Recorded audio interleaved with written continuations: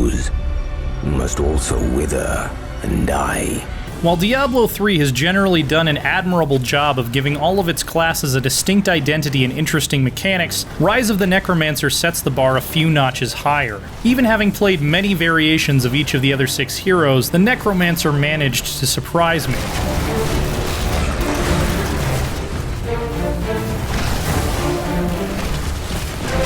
While the Necromancer has a resource pool like the other classes, their real bread and butter is corpses.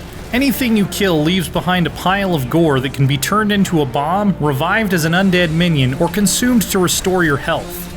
Having the fuel for some of your most important abilities actually be an entity out in the environment is a fun and interesting twist. This makes the Necromancer probably the most divergent class Diablo 3 has so far in terms of mechanical fundamentals.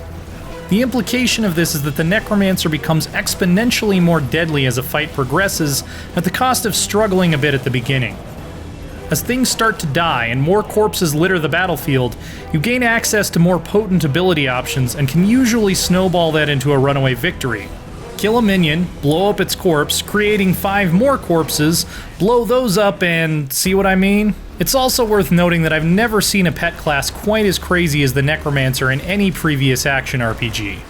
One of the core skills you'll get early on grants you an infinitely respawning army of 7 skeleton warriors.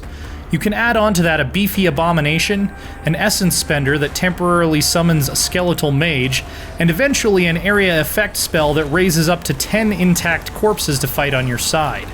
They'll even take the shape of the enemy killed, which was a really cool touch. Altogether, with the right build, I was able to have upwards of 20 undead under my command between permanent and temporary summons, which can get a little visually chaotic but is also just a ton of fun.